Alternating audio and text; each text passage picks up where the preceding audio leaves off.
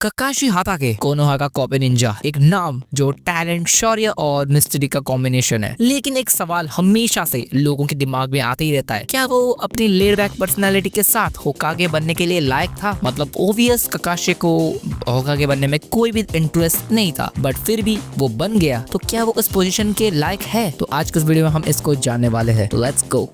ककाशी हाताके अपना the copy Ninja एक born prodigy था। सिर्फ 5 साल की उम्र में एकेडमिक से ग्रेजुएट करना और 6 साल में चूनिन बन जाना एक एक्स्ट्रा ऑर्डिनरी बात है। लेकिन ये जर्नी इतनी आसान भी नहीं थी। जब उसके पिता सुकुमो हाताके अपनी ड्यूटी और फैमिली के बीच डिसीजन लेकर क्रिटिसाइज हुए, उन्होंने अपनी खुद की ही जान ले ली थी।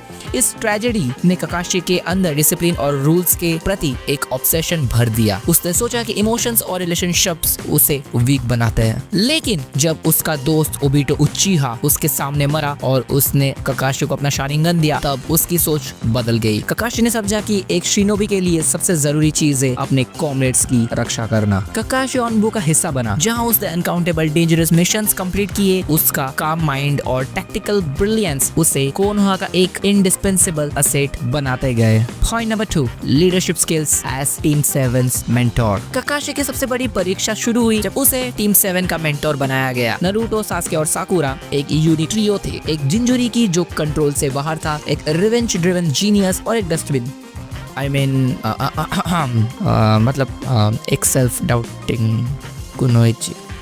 डस्टबिन ही सही है यार। No hate to Sakura fans, sorry. Team 7 का बेल टेस्ट ये दिखाता है कि ककाशी के टीचिंग मेथड्स टिपिकल नहीं थे। उसने उन्हें समझाया कि टीम वर्क एक शिनोबी की सबसे बड़ी स्ट्रेंथ होती है। जब सास्के ने ओरोचिमारू के साथ जाने का डिसीजन लिया, ककाशी ने अपनी तरफ से पूरी कोशिश की उसे सही रास्ता दिखाने की। यही क्वालिटीज एक मेंटोर के अंदर होनी चाहिए। ककाशी का एक और पाइवोटल मोमेंट तब आया जब नारुतो ने जिराया को खोया। ककाशी ने उसे इमोशनली सपोर्ट किया और गाइड किया, जो दिखाता है कि वो एक ट्रू लीडर है। Point number 3, the fourth great Ninja war. जरा मुड़ के मिला आंखें, आया हूं मैं तेरे लिए। The fourth great Ninja war ने ककाशी के कैरेक्टर को एक नया लेवल पर ले गया। मादारा उचिहा और ओबिटो उचिहा जैसे दुश्मनों के सामने उसने अपनी स्ट्रेटेजी और स्ट्रेंथ का मैक्सिमम यूज किया। ओबिटो के साथ उसका बैटल सिर्फ एक फिजिकल फाइट ही नहीं था, it was an emotional confrontation.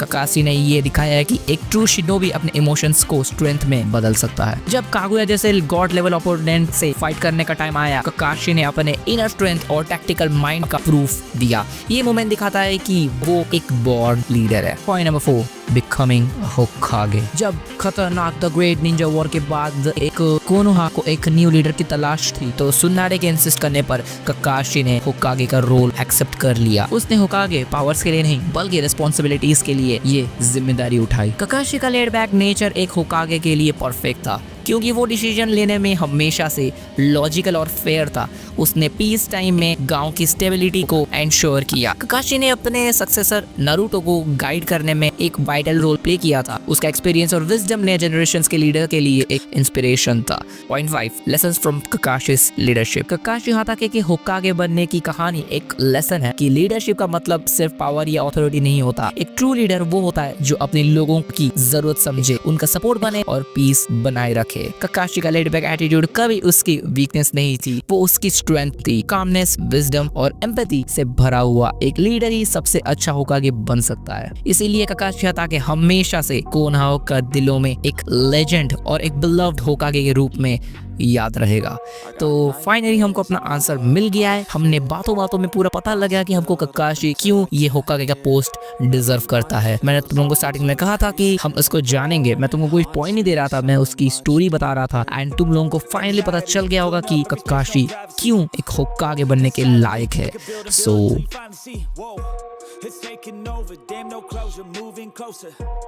No exposure, I just wanna be a loner. Some can't stay sober, looking over all their shoulders, like moving boulders just to get out.